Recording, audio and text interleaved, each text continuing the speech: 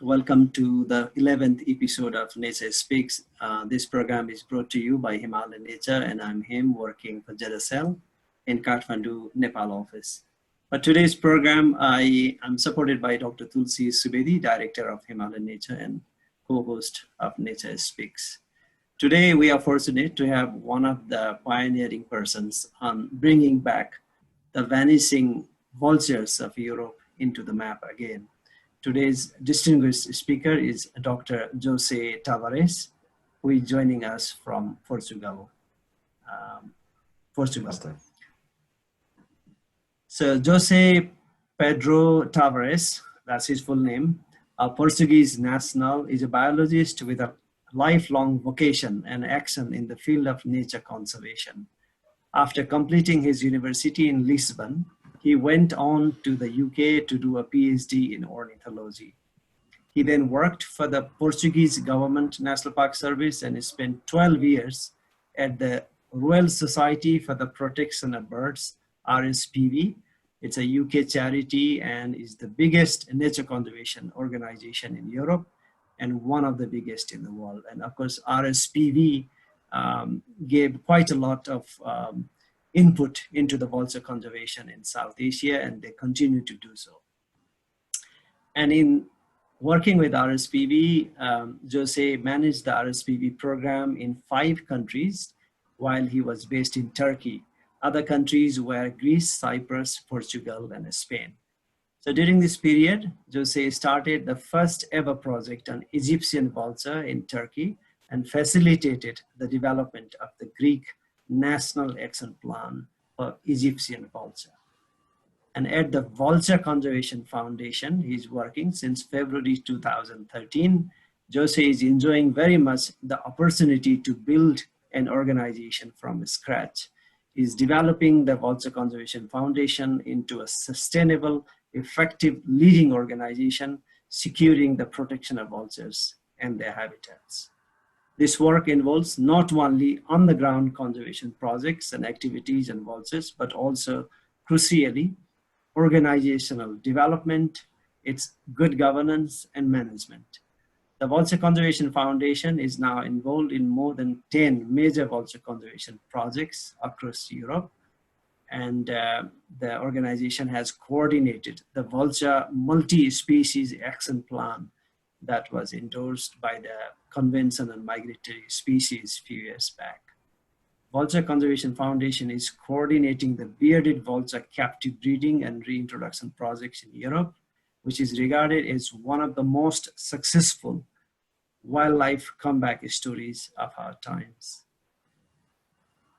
On his limited spare time, Jose tries to go birdwatching, but he's also part-time foreign correspondent for a Portuguese newspaper and enjoys practicing mostly soccer, running, and triathlon.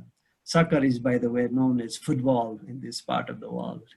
And I'm sure Jose has watched the exciting match last night with Barcelona and Bayern Munich.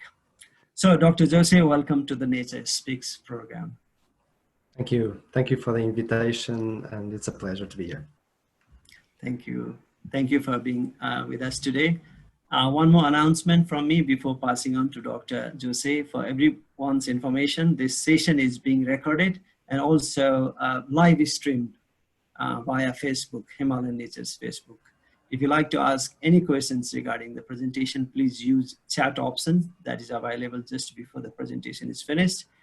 And Dr. Jose will try to answer as many as time will allow. Now over to Dr. Jose for the presentation. Thank you, Dr. Hem. Tulsi, it's a pleasure to be with you. I know Tulsi for some time. Pleasure to meet Dr. Hem for the first time. And namaste, everybody, and thank you for following this session. I will now share my screen, and Tulsi will confirm that everybody can see the screen. Is that okay? Yes. Okay, well, let me, so we'll start vultures. Today we will speak about vultures.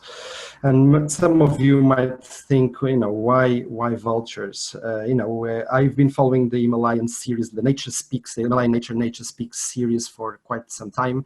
Fantastic initiative.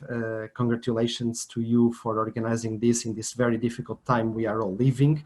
We've heard lots of great talks, some of them on very charismatic animals, rhinos, tigers, gharial, and now we go down to lowly vultures. Some people might say ugly vultures. I can tell you, if you ever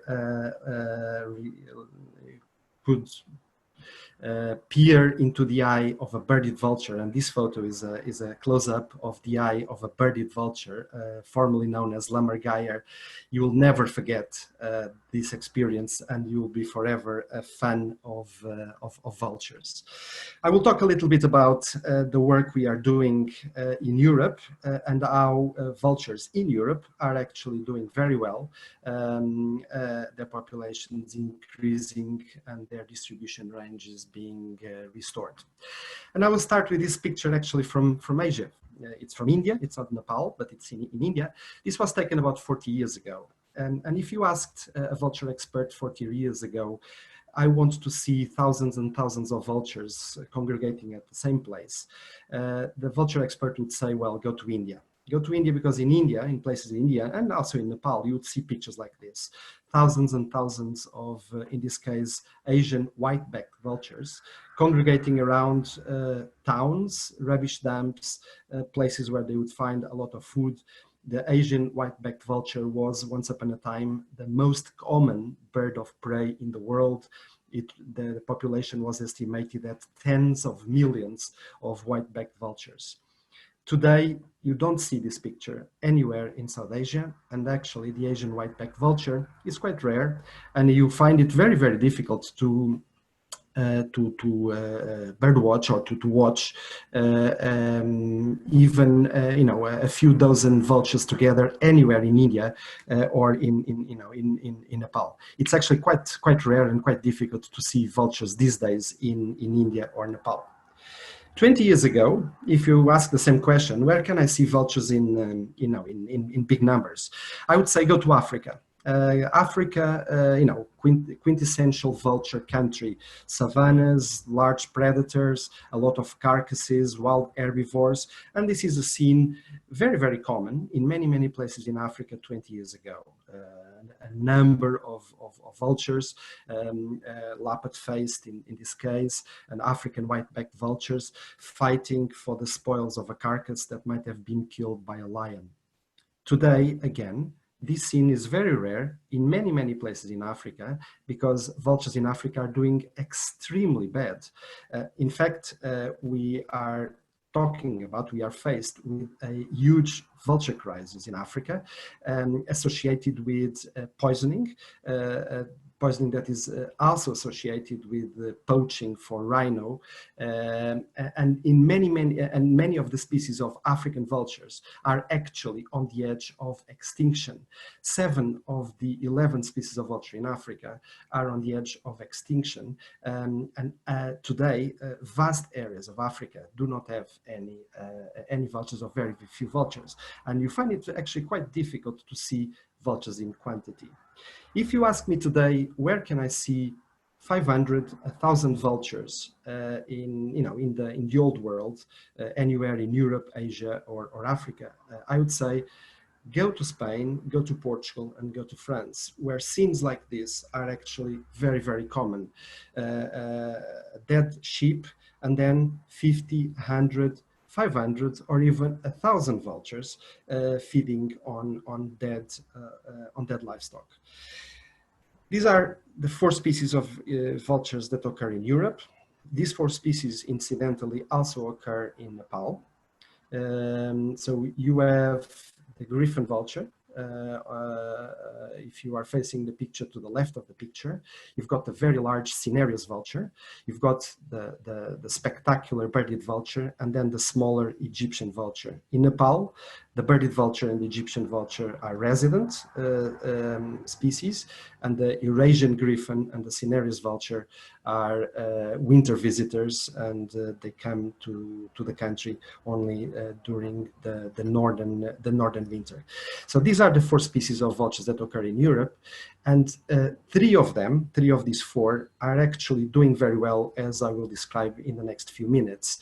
And in many places in Europe, it's now common and possible to actually take a picture like this, where you actually see the 4 species of vultures occurring together and feeding together on a carcass. This picture was not possible 30 or 40 years ago in Europe. And the fact that we now can take this picture, I think is something that we should sing and celebrate. In general, vultures in Europe, and this is a map of Europe, occur in the mountains around the Mediterranean. So both in the northern part of the Mediterranean in Europe and in the southern part of the Mediterranean in North Africa. This is because vultures do need generally mountains for a good aerology. This means a good hot air currents to move, and also because it's in this type of habitats that often wild ungulates and also domestic ungulates live. And you know, of course, that vultures are scavengers. They are obligate scavengers, and they live off dead meat, eating dead meat. Generally speaking, the populations of vultures in Europe are increasing. This increase is particularly marked in the western part of Europe. So populations in Portugal, Spain, and France are increasing significantly, or have increased significantly. And they are now also starting to increase in the eastern part of the European continent through the Balkans and Greece, where we are starting to see the same type of recovery. And this is really my first message, is that these days, Europe, even though probably most people would not recognize it as a land of vultures and would think of Asia or Africa as much more of a vulture continent. These days, Europe is really the land of vultures. It's where vulture conservation best practice has actually achieved very good conservation outcomes and results. It is a very positive story. It is a story of restoration, conservation, and increase of populations. And this is very important because, as you all know, in our conservation world, very often the message is very negative. There is a bit of a doom and gloom culture. Most species are declining, they are disappearing, our biodiversity is going down the drain. And it is actually, it sometimes looks that hope is as rare as some of the species we are working with and trying to save. And trying to and showcasing positive examples and good stories is extremely important for different stakeholders, and vultures in Europe are one such story. Let's look into detail about the 4 species and what's their fate and their recovery. And I will start, of course, with the one I prefer, the charismatic birded vulture, which is also our flagship species, the flagship species of the Vulture Conservation Foundation, and the reason why the foundation that I work for has been established many years ago was to initially reintroduce this species in Europe. This is the global range of the birded vulture. In green, the current range. In red, the former range where the species got extinct. There are 2 subspecies, one that ranges from Iberia all the way to the Himalayas and Mongolia. So we share the same subspecies of birded vulture with you. So the birded vultures in Europe are the same as in Nepal. And then in Africa, south of the Sahara, there's a slightly different subspecies that currently really only has got a viable population in the highlands of South Africa and has disappeared from most other spots across the African continent. The story of the birded vulture in Europe is not great. This is the past. Persecuted. Lammergeier in German means the lamb vulture. People thought that they would eat the live lambs. It looks a little bit like an eagle, so they were poisoned, they were shot at, they were persecuted. The picture there is the last birded vulture of the Alps, killed in 1913 in a remote Italian Alps. After that picture, the species disappeared from the Alps. And this is indeed the situation of the species in Europe in the 80s. There were only 4 populations left. One of them then disappeared. There was a population in the Pyrenees, which is the left mountain range between France and Spain. There were 2 island populations in Corsica and Crete, and then a very small population in the Balkans. And then, of course, the species would distribute itself in Turkey and would continue across the Caucasus to Central Asia and the Himalayas, where your birded vultures occur. A very rare species. There were less than 70 breeding pairs in Europe in the 1980s. And it was then that a group of visionaries started this idea of bringing back the species, at least to the Alps in the first stage, to the very large mountain chain, the biggest mountain chain in Europe, the Alpine range.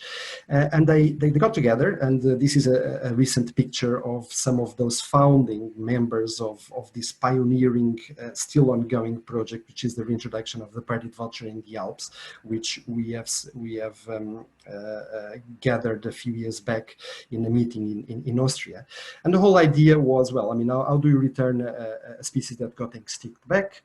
There were very few birds in Europe. You would not want, and it would not be possible to take them from the wild and reintroduce back to the Alps. So the only possibility was to do captive breeding for reintroduction. So those group of people have actually purchased the 30 birds, the 30 birded vultures that existed in zoos at the time, and entrusted them to the foundation I work for now, the Vulture Conservation Foundation, for us to start a captive breeding program for reintroduction for conservation purposes. This was over 30 years ago, is still continuing, and it is arguably the best captive breeding for conservation program anywhere in the world, in the sense that the entire stock, captive stock of a species is bred for introduction and has achieved indeed the successful introduction in many sites. This is not how birds are introduced, but it's a powerful picture. This is actually a bird that was rehabilitated and was then released back into the Alps. Rather, what we do is we use the hacking method. These are 2 birds that are being taken after arriving from a captive breeding center or from a zoo in the mountains. They are being taken to a hacking platform up in the mountains before they fledge, a few weeks before they fledge, where they then spend a few weeks being fed without any human presence and absorbing and imprinting the natural characteristics of the site until they finally fledge, so that eventually they can return back to breed in the vicinity once they reach breeding age. These birds are monitored 24/7 while they are in the hacking platform by staff from our partners or volunteers. It's a very intensive, not easy process, but one that we have developed over the last 30 years that we completely control and that we are implementing now in a number of countries. And then finally, the birds fledge into the mountains. They take about 10 years to breed. For the first time, they are long-lived species. They only breed for the first time when they are usually 10 years old. And therefore, these projects are very long-term in the sense that if you release a bird today, you can only hope in the best of cases that it will breed in 10 years' time. So you can imagine that it takes about 30 to 40 years to actually establish a population back to the wild. Currently, we have got almost 200 birded vultures in captivity. These are distributed in a number of specialized breeding centers, some of which we manage, some of which some of our partners manage, but also crucially, quite a lot of zoos, about 38 zoos, mainly in Europe, which do follow very strict guidelines and protocols that we've developed over the years. And all these birds are meant and fit for reintroduction into the wild. Since 78, this started in the 70s. Since 78, we've raised, and these figures do not include yet this year's data, they come to 2019. We have raised over 500 juveniles, 565 juveniles, the majority of which, 323, were actually released back into the wild, many in the Alps, as you see in the slide, 227, but others in the other reintroduction projects that we started following that first flagship project in the Alpine range. The result is a joy to see, and it's pure success. So the first the first release in the Alps occurred in 1986. And 11 years later, the first pair, remember I've mentioned that they take 10 years to breed for the first time. So 11 years later, the first pair bred in the wild for the first time. And ever since, the population has increased. And today, there are over 55 breeding pairs in the Alps. The population is growing actively. Every year, we've got 5 to 10 new pairs, and the species is practically restored in the Alps. There are still a few gaps and things we are looking into. This red is the release sites. We've used a number of release sites in a number of countries, in Italy, in Austria, in Switzerland, in France. And in green are the established breeding units.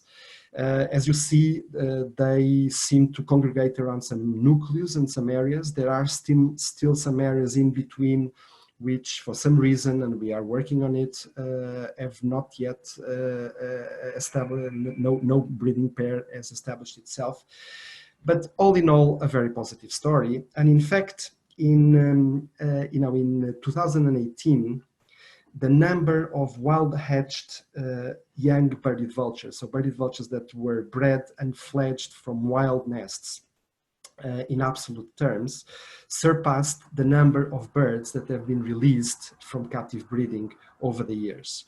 So currently, the population does not depend on releases any longer. The population is self-sustainable and can survive demographically based on the wild-hatched young that are bred in wild nests, which of course originated from individuals from the reintroductions that we've done over the years. Most of all, these projects have been really a huge success in terms of public relations. It's what the French called a projet fédérateur. The species is a charismatic species, a beautiful species, and congregates around all sorts of stakeholders that very often do not collaborate in other conservation projects. For example, if you talk about wolf in the Alps, half of the room leaves because the wolf is a very contentious species, is a carnivore species, the hunters do not like it, the livestock breeders do not like it, and it's very difficult to actually congregate stakeholders around a conservation project. Not in the case of the birded vulture. You talk about birded vulture and everybody comes. National authorities, tourism, hunters, livestock breeders, everybody comes. This is basically a release. In the Alps, the birds are briefly presented to the local authorities, to the local people before being led. Again, in small villages, pictures of really, these are two local politicians presenting the birds to the local community before they are taken to the hacking platform. And really a lot of interest and a fantastic story of public engagement and stakeholder engagement. We could, of course, not do this alone. This work is not VCF's alone. This work is the work of VCF and many, many partners in many, many different countries which participate in this wonderful adventure, which is really a success, a very successful story. These birds sometimes leave the mountains. They often disperse, particularly in their second and third year. And you've probably, or some of you may have heard that there is actually a birded vulture currently in the UK that is raising enormous amount of attention, and thousands of people have already went to see it. But normally they return back to the mountains where they were raised, where they hatched to breed. This particular individual, Adonis, was a great traveler, went all around Europe, including to Romania, where a local beer crafter even made a local beer named after this bird before the bird finally found its way back to the Alps and is now still in the Alps, and hopefully will breed very, very soon. So this is all how it started, of course, but soon we started to actually look at Europe and not only at the Alps, and started to, well, I mean, the Alpine project was doing very well, the population was being restored in the Alps, and we started to ask, okay, we can actually replicate this elsewhere, and we started to look at the European continent at the regional scale, and we started to approach the species conservation not from a mountain range scale, but with a meta population data. So what we've done is, in purple there is the Alps, where our first reintroduction project started. And in star, the other stars are actually the most recent reintroduction or restocking projects started after the Alpine one, which are still ongoing. So the westernmost, the one on the left in the screen, is a project in Andalusia, which started in 2006, where the species is already breeding in the wild. You then have, between the Alps and the Pyrenees, a project in the French Massif Central, which tries to connect the two populations. The Alpine one reintroduced the Pyrenean, the only existing mainland Europe population that survived, and this project tries to connect the two. And then a star in between the Pyrenees and the one in Andalusia, which again follows the same logic and tries to connect the population in the Pyrenees with the now reintroduced population in Andalusia. And finally, a star over the island of Corsica, where we are reinforcing the very small island population there. So this is my second message. In particular, the birded vulture introduction has been extremely successful, and we can say that this is one of the most successful wildlife comeback stories of our times. We've restored the species back to Europe, back to many European mountain ranges. This project has captured the imagination of people. It is really a wonderful, very long-term, but comprehensive and multidisciplinary case study of success, and hence the emphasis on the positive story about Europe. Let's look very briefly to the other species. Griffon vulture. Griffon vulture is the most common and also the less threatened of the 4 European species. I think the thing to note here is that the species has increased about 200% in Western Europe over the last 20 years, particularly in Spain and Portugal, where the species has increased from about only 1,500 colonies to over 17,000 colonies in the year 2000. It now numbers over 30,000 pairs in Spain alone. There's been a successful, a very successful population expansion in Spain. Not only in Spain, in places like this in France, it's a canyon in southern France where the species had completely disappeared. But where it has now recolonized and went from 0 to currently 2,000 pairs in this system of gorges in southern France, in the Grand Causse colony. We are bringing it back to many other places, like this in Sardinia, where currently a project is actually translocating birds from Spain to reinforce the relatively small population there. These birds are not taken from the wild. We never take birds from the wild. What we do is we take birds that enter rehabilitation centers after they are found weakened or injured, and rather than re-release them there, we've got agreement with the authorities and translocate those to a couple of priority sites where we try now reintroduction or restocking of griffon vultures. This, of course, is not possible to do with the bearded vulture because it's a very rare species and very few go into rehabilitation, but it's possible to do with griffon vultures and with Cinereous vulture. Talking about Cinereous vulture, it's the other species. Again, a positive story. It's a rarer species. They only occur in Portugal, Spain, France, where they've been reintroduced, and then in the Balkans, where a very small colony survived and where they are now being reintroduced. But in Portugal and Spain in particular, there's also been a 50% increase of the population in the last decade. So in 1980, there were only 250 pairs. There's now between 2,500 to 3,000 breeding pairs of Cinereous vulture in Portugal and Spain. So you know, a very nice graph, a graph that we would love to see in many other species. Population increase, a number of breeding pairs increase in several countries. In France, they've been reintroduced, and as you've seen in the map, a breeding population of about 35 pairs in 3 sites has been re-established because of that reintroduction. And we are doing exactly the same now in Bulgaria, where within a LIFE project or a project funded by the European Union, we are releasing over 50 Cinereous vulture over these years. And the idea is to re-establish the population there. You can see there an aviary with Cinereous vultures translocated from Spain. You can see, of course, some griffon vultures perched on top and on the rocks. These are wild griffon vultures. There's a local population of griffon vultures, and we are translocating and reintroducing the Cinereous vulture on the same spot. Most of the birds being reintroduced are translocated from Spain. We are also, though, using some hacking platforms and some captive bred individuals like these two from some zoos in Bulgaria. So this, you can see here a picture of the hacking platform on a tree. The Cinereous vulture is in Europe mostly a tree nester, so therefore we've constructed a hacking platform on top of a tree and the birds before fledging. Some of these birds do fly.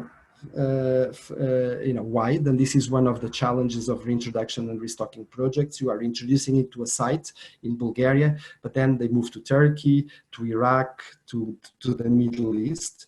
And of course, one needs to consider that, and also one needs to collaborate with many people in these countries to mitigate the threats, because of course, if these birds die during their wintering dispersion, they will not recruit into the breeding population, and the reintroduction project will eventually fail.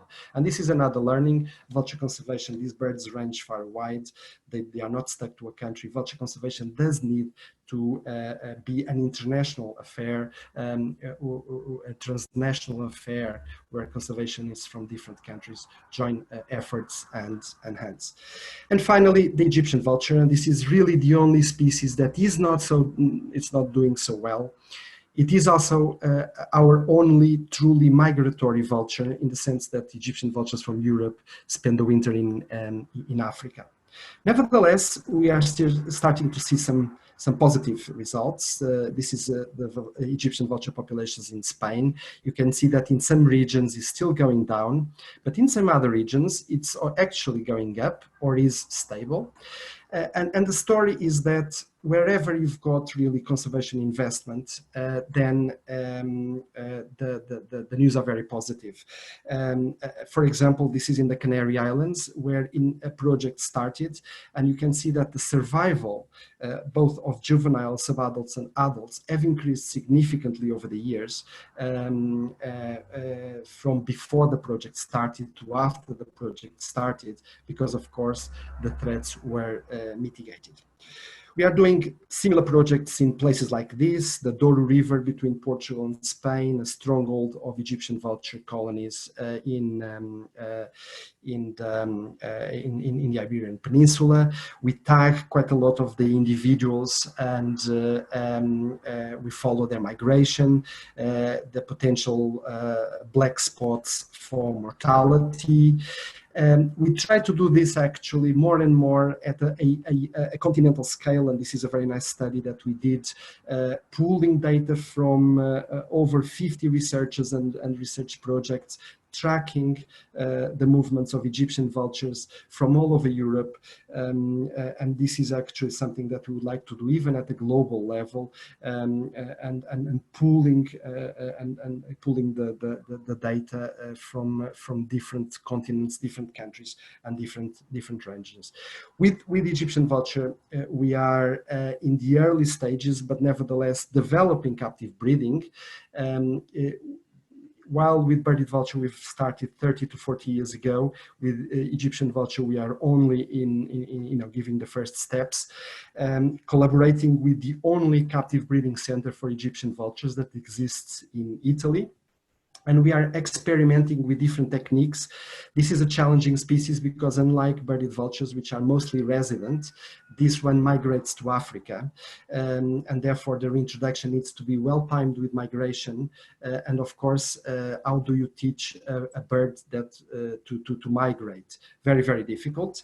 So we are testing different experimental methods, hacking versus fostering, which is putting a captive bred Egyptian vulture in a wild nest next to a sibling, as well as delayed release, which is releasing 1 year later in spring, keeping them in captivity during the winter for 1 year and releasing in spring to see what works best.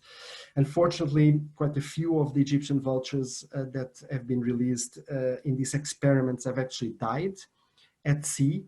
They don't seem to be learning, or some of them don't seem to be learning the good way to migrate to Africa, which would be through the Middle East. And some of them attempt sea crossings like this one.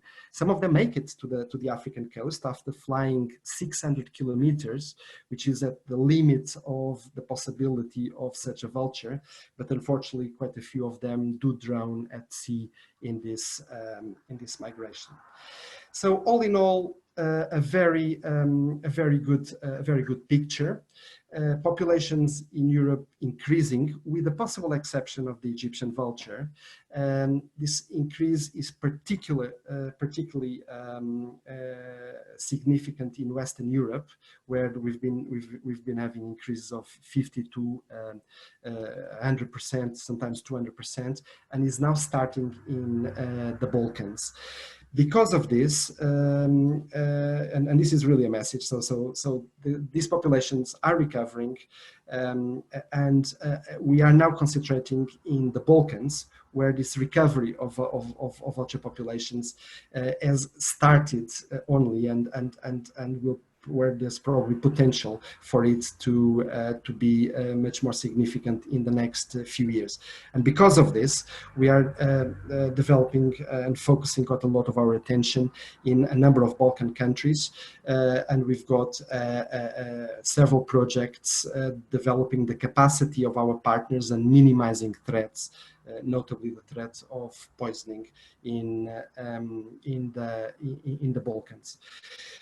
Final few slides from me to say that why do we have got such a successful story in Europe? First of all, because we do have got quite a lot of funding for vulture conservation in Europe. In particular, there is a live program, a budget line from the European Union, which is dedicated to nature conservation and the implementation of the European Union nature directives, which has been used very successfully for vulture conservation. And as you can see, most of the funding available from LIFE that has been spent on vultures has actually been spent on Spain, France, and Portugal. So hence, no surprise that Spain, France, and Portugal have actually posted the biggest recovery and expansion of the population. I think the message here is, if there is funding and if there is money, we can do it. And actually the outcomes and the results appear very, very successfully. We've measured, for example, the implementation score of the species action plans, so how countries implement species action plans. And again, you'll see that the biggest implementation scores there are around France, Spain, for several of the species. So again, there's no surprise. These things don't come by chance. The species recover because countries, NGOs, but also governments get serious about doing conservation work, dedicate some funding, and therefore the results appear and the species is restored back to the wild. So my final message is that, and this is the lesson from Europe, is that in order to save vultures, we do need legislation, we do need adequate funding, we do need committed governments, but also focused NGOs with very good capacity, good research that underpins this conservation effort, and agreed priorities in the form, for example, of species action plans that identify the framework and the priorities for conservation. So this is, fortunately in Europe, we've got elements of this. Of course, we can do much better. We've got elements of this, and it's no surprise that indeed the results are so good. What we do need, though, is to replicate this in Asia and in Africa, where the vulture situation is much worse. In fact, there the species are in dire straits. They do need to recover, rather than recovering like in Europe. They are actually going down the drain. They are getting extinct, and they are disappearing. And I think I will finish here. I will give plenty of space for questions. I can speak, if need be, about the threats to vultures, what kill vultures, but I will first leave it to maybe some questions, and then if there is still some space, I can come back to this or delve on the threats to vultures as I answer some questions that may appear. Thank you for your attention. Thank you. Thank you, Jose. I think, you have given fantastic presentation, especially in the time of COVID-19. We have been mostly hearing all these news, which make us very pessimistic. And this is a story that is so inspiring and it makes us very optimistic. And the message is conservation works. So I think if you are ready, I will start taking questions. Are you ready? I'm ready. I'm ready. Yes. Well, there are a lot of compliments to the presentation that you made. So unfortunately, we don't have time to read all those. So I'll just start picking up the questions. So the first question is from Karan Shaha, who is professor of zoology here in Nepal. He is asking, what's the cultural aspects of vulture in Europe? Yes, you could make it brief, then we can yes. pick up many questions. Yeah, very nice question. In fact, vultures were quite important as scavengers. The traditional system in Europe was that people would leave dead cattle, dead livestock for vultures to clean in a very informal way. They were part of the European landscape. Unfortunately, that was lost when some diseases appeared in some of the cattle. You've all heard about the dead cow disease, which then took European authorities to actually limit and adopt very strict guidelines about how to deal with dead animals, dead livestock in the field. In fact, most countries implemented a very strict guideline in which carcasses of cows or sheep had to be picked up and incinerated if they died in a livestock farm, which meant that then vultures had no food for a number of years, and they suffered immensely. Fortunately, we managed to convince the European authorities that if you leave at least some of the carcasses in some places for the vultures, they are able to do this job very efficiently and in a very cheap way. It's an ecosystem service they provide, and in some countries they are indeed now allowing partial abandonment of livestock like in traditional times. Other than that, vultures have been celebrated in folk stories, particularly, for example, the Egyptian vulture. It's a migratory species. It comes back in spring. In many places, shepherds call it a number of names, and they like to see it, because when they see the first Egyptian vulture in March, this means that spring is back. So there is an element, a cultural element associated with vultures in Europe, as it is indeed in Asia and in Nepal, a very strong one. Yeah. Thank you so much for that. Another question is from Basu Bidari, ornithologist from Chitwan, asking, scavenging birds are as a whole on the brink of extinction, but what is the world doing to save them? Yes, this is a very good question. Well, I mean, I hope that I showed you that, in fact, in Europe they are doing quite well. Not in many other countries. In most other countries, they are actually going down. This is a very big challenge, because I like to say that vultures and other scavenging species are nature cleanup crew.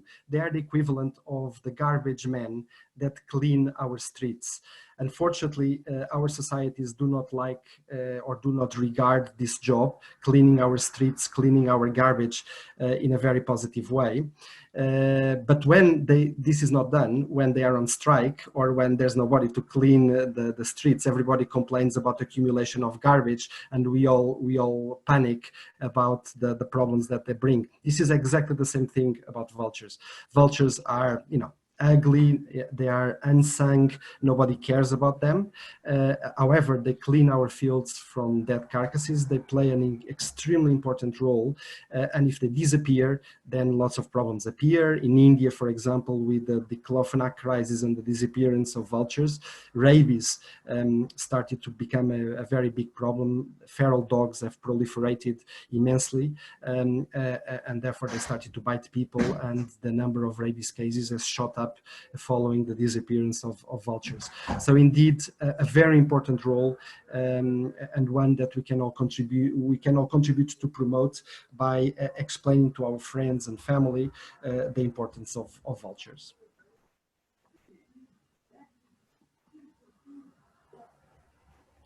I have been interrupted by my daughter here, so please excuse me for that. Another question is from Ramesh Basnet. He's asking any information regarding diclofenac chemical that has adverse impact on its population, Europe versus Asia. Excellent. Thank you very much for that question. Of course, I would like very much to speak on diclofenac. So, I've mentioned in the beginning, diclofenac was the cause of the vulture decline in the Asian continent, in India, in Pakistan, in Nepal, and in Bangladesh. A lot of work was done by colleagues there, and as most of you may know, diclofenac, veterinary diclofenac, has been banned in countries in the region, and as a result, we are starting to see possibly the first recovery of vulture populations in India. Now we are quite worried because a few years ago, two countries in Europe, Spain and Italy, have actually approved diclofenac, veterinary diclofenac, for sale in Europe. And of course, we went absolutely mad. This is madness. We've got evidence that diclofenac caused the decline of 99% of vultures in India, and now it's approved in Europe. We are trying to convince the European authorities to ban veterinary diclofenac.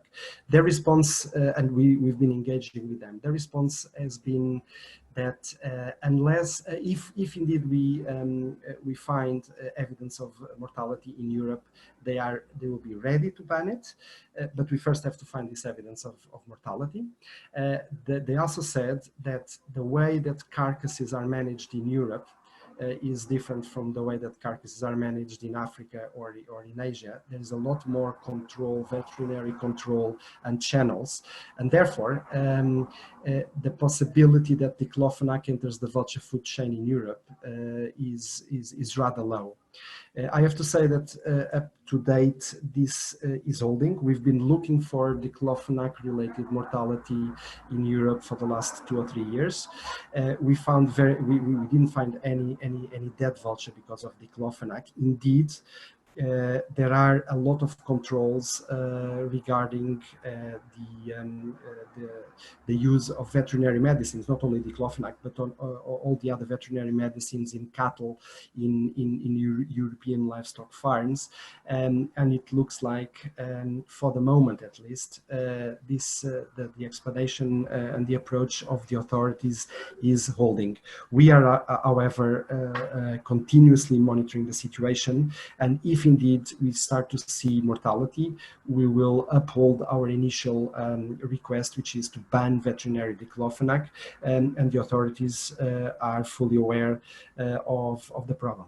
This, of course, leaves us with a big question, which is if diclofenac is approved in some European countries, it creates a precedent, and there might be pressure for other countries to also use it. Countries in Africa, for example, where the procedures, the protocols, and the safeguards are a lot less strict than in European terms. So it is indeed a big issue, a global issue, one that concerns very much India, Nepal, and Pakistan, and one that we are continuously monitoring. Thank you, Jose. Another question is from Suraj Baran. He is asking, the historical distribution of the bearded vulture is shown to be patchy. What is the reason for such distribution? Well, the bearded vulture, well, it's within its patchy type of distribution, it was actually relatively widespread. The bearded vulture is a mountain specialist, not necessarily very high mountains, but a specialist of, well, as you very well know, the bearded vulture eats bones. In its natural habitat, it eats bones of wild ungulates, particularly of wild goat type of species. So it normally occurred where these wild ungulates were abundant and dense, and this was normally around mountain ranges. In Europe, for example, the preferred type of food is the bones and the carcasses of the wild ibex. So it actually occurred pretty much in most mountain ranges, all the way from Western Iberia, from Iberia, through Europe, through Turkey, Caucasus, Central Asia, all the way to Himalayas, but was indeed restricted to mountain ranges and avoided the plains, the flatlands, the river basins, where probably that type of food was never very abundant. It then started to get persecuted and poisoned, and therefore it really became isolated populations restricted to mountain ranges. And in Europe, it almost disappeared. And I enjoyed very much Tulsi's PhD and work in Nepal, and I hope that those studies will continue and we can collaborate with them in the future. Thank you. Next question is Kapil Bastola. He writes, in Nepal, white rum vultures are being released into the wild from past few years, and they are found not being able to adapt to new environment. In your experience, how long it might take to these wild released vultures to adopt wilderness. Yes, indeed. We've been actually in touch with the people from the SAVE program, which have been releasing, and Nepalese colleagues, which have been releasing some captive bred individuals. This captive breeding for introduction is also happening in India and Nepal through the SAVE program to try to reinforce the very depleted populations. And I know that there has been some issues regarding the survival and the adaptability of those released individuals into the wild. I think we need to be a little bit patient, and we need to give time. Species, well, first of all, species are very different, but what we need to do is we need to develop and mature the captive breeding and the release protocols. And very often we need to learn with our own mistakes. This was the case for the birded vulture. And now, after 30, 40 years, we really know what do they need in terms of captive breeding and release methods. But in the beginning, we also had some mortality, some mishaps with the released birds, which allowed us to develop the protocols. We need to avoid human imprinting, for sure, during captive breeding.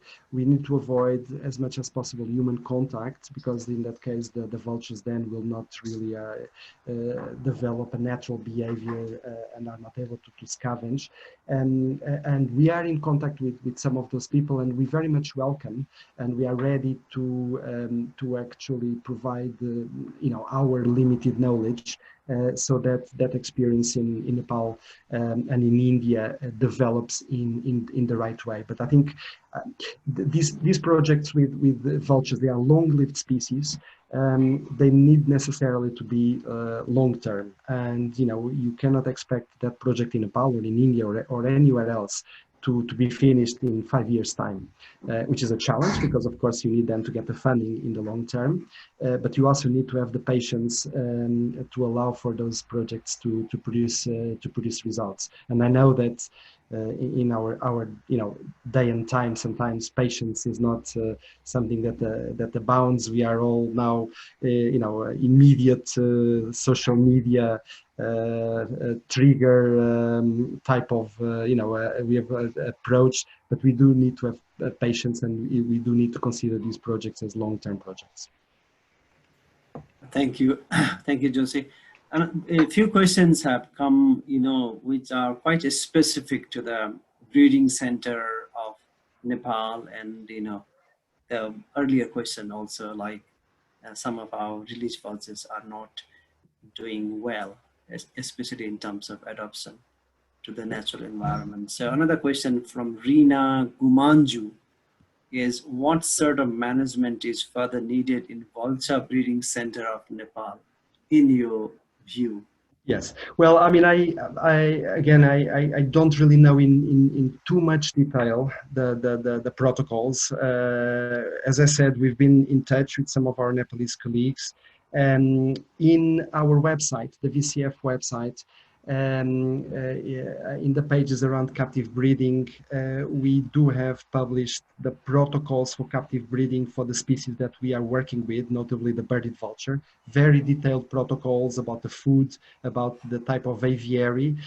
I'm not saying that this should be applied for the species in Nepal, because each species has got a different biology, but you can see the type of approach there.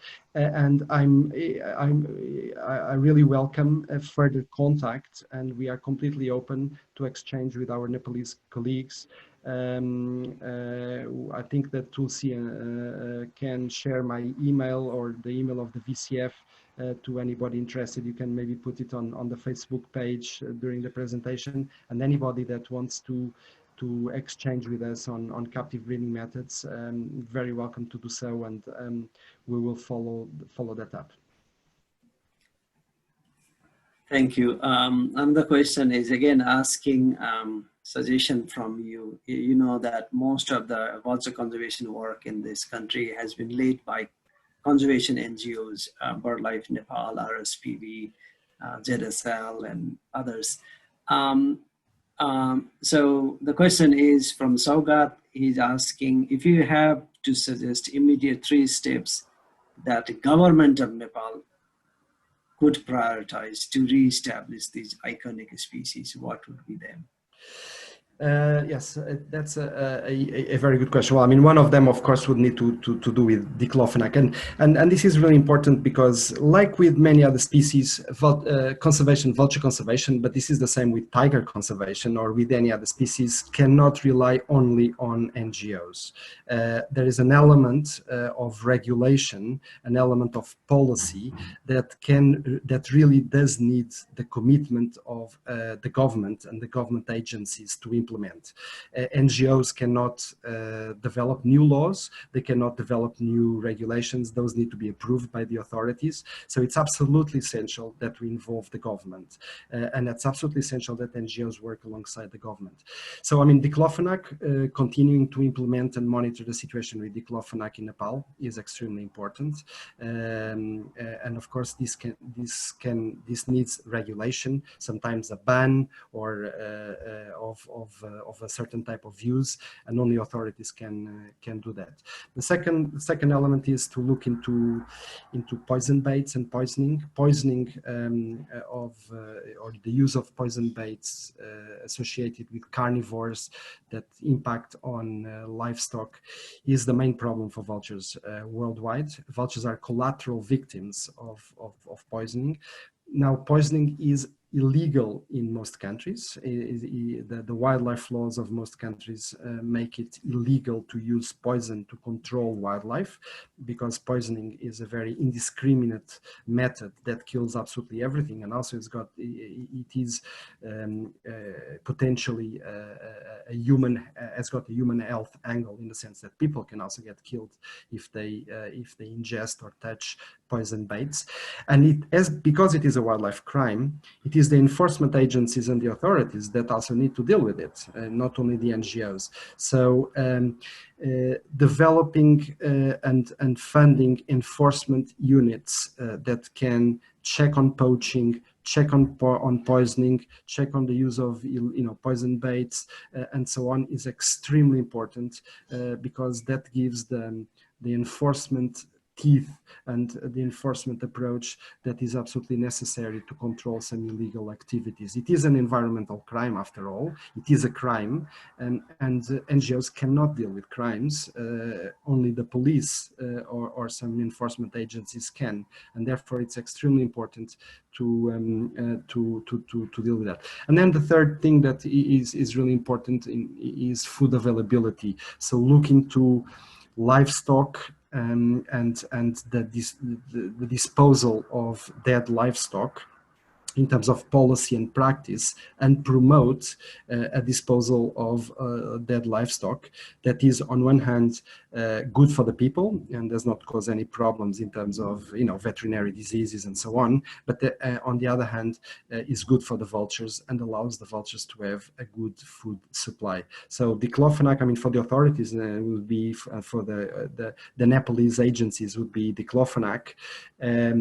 Enforcement and enforcement agencies dealing with environmental crimes as such, which will help mitigate some of the threats to vultures and other wildlife, and then look to the scavenging and livestock disposal in a way, regulations that do not hamper the possibility of vultures finding food.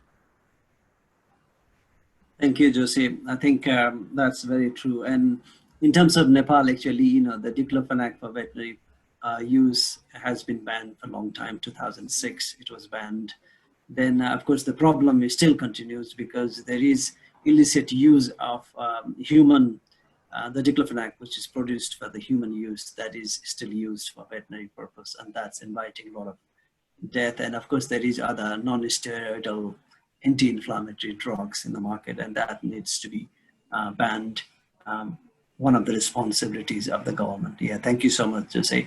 Another question is Sudarshan Parajuli is just asking, you must have faced a lot of public challenges. So maybe just which would be the biggest public challenge you faced while you did this restoration work?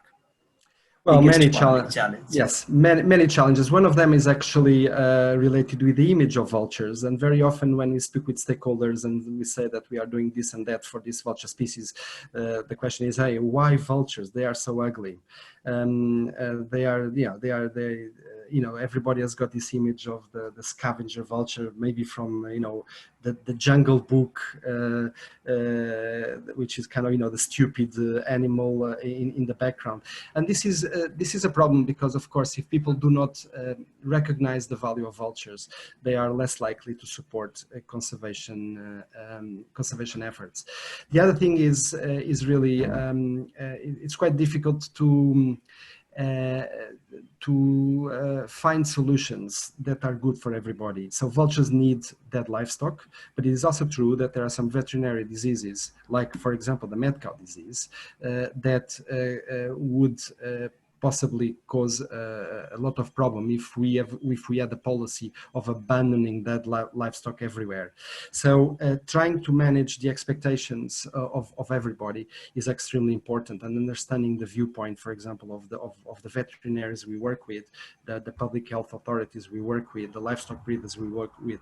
The message here is that there are win-win solutions, and if we explain and meet and engage, then we do find, and for example in Spain, partial abandonment of carcasses is allowed, not of cow carcasses, but of sheep and goat carcasses, for example, and this actually explains this huge increase of vultures that we've actually registered in Spain, because they've got a lot of food available, and this was because we convinced the veterinary authorities that it was okay, that this would not represent any public health issue, and that the vultures would be very efficient scavengers, and in a few hours would actually clean those carcasses to the bone without the need for them to be picked up and taken to an incineration plant and incinerated, something that is actually very costly, because that costs a lot of money to set up, and also it's very costly for the planet, because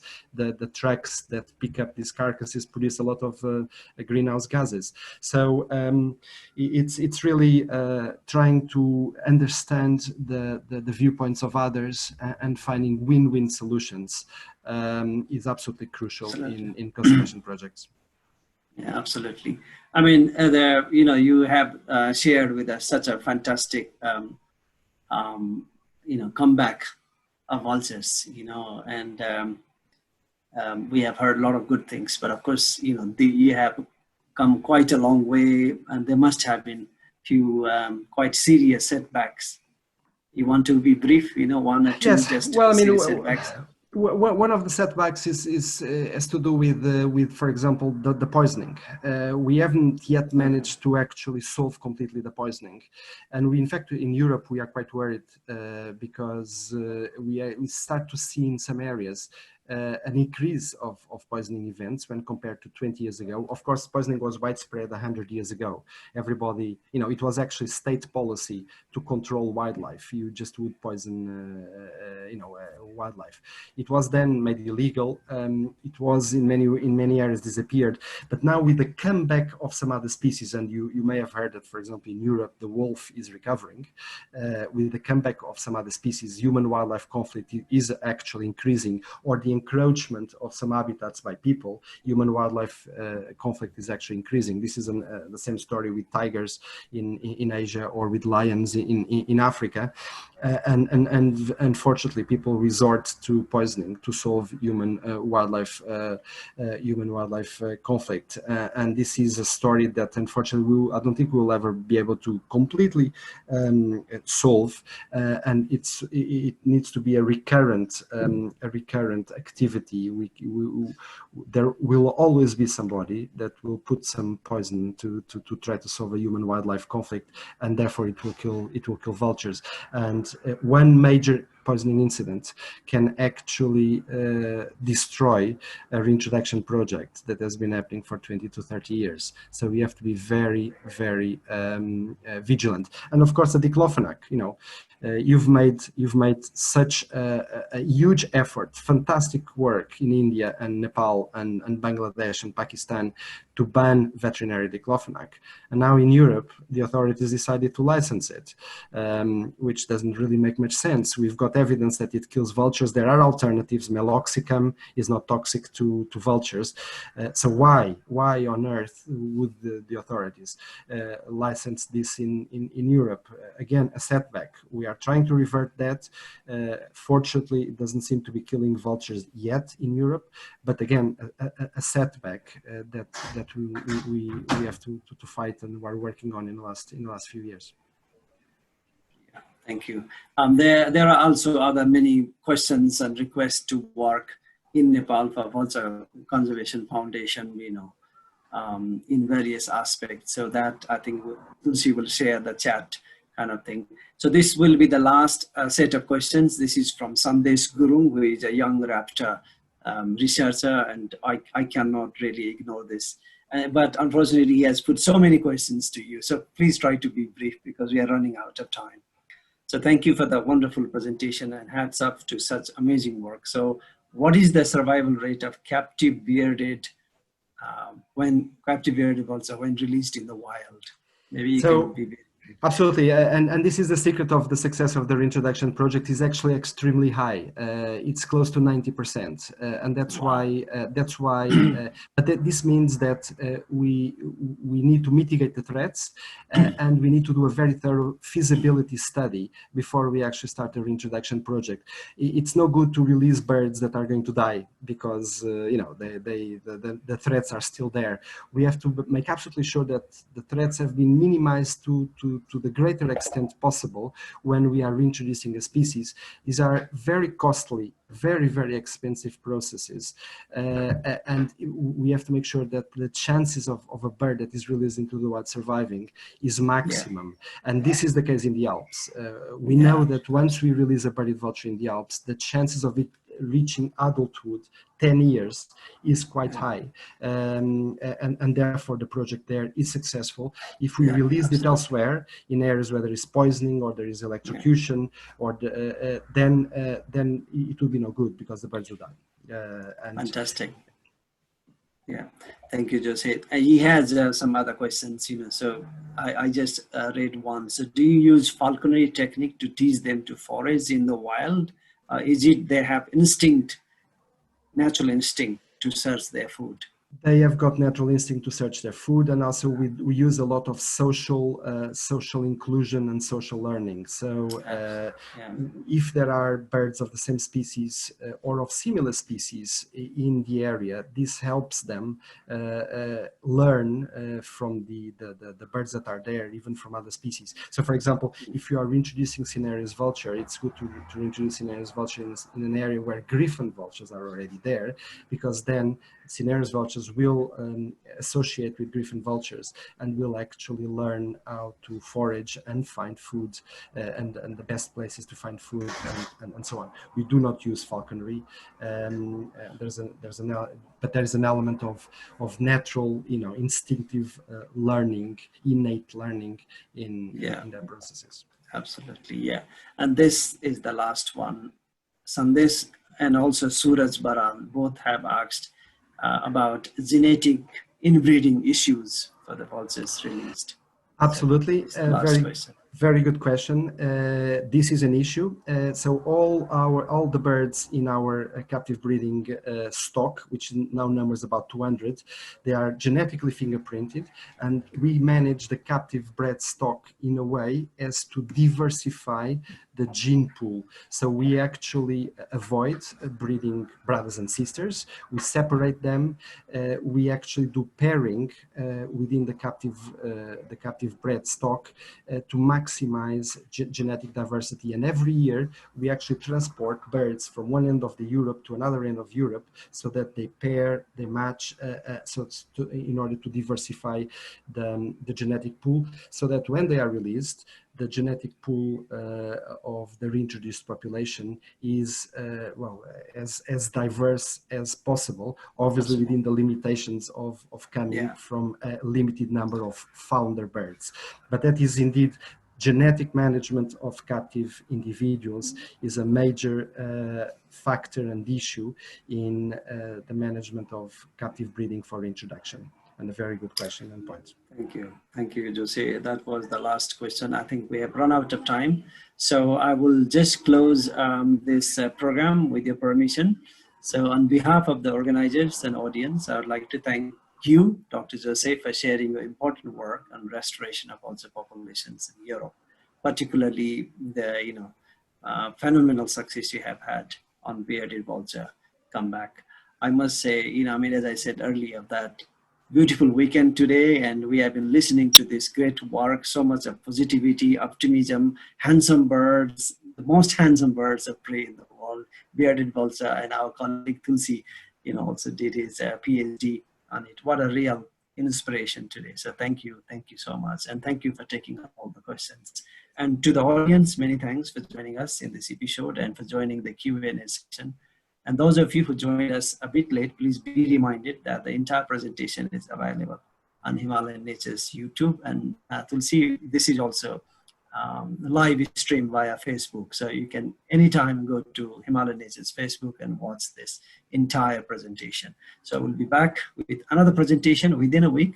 So please follow Himalayan Nature's page to find out what's coming next. But today I would like to wish everybody goodbye and namaste.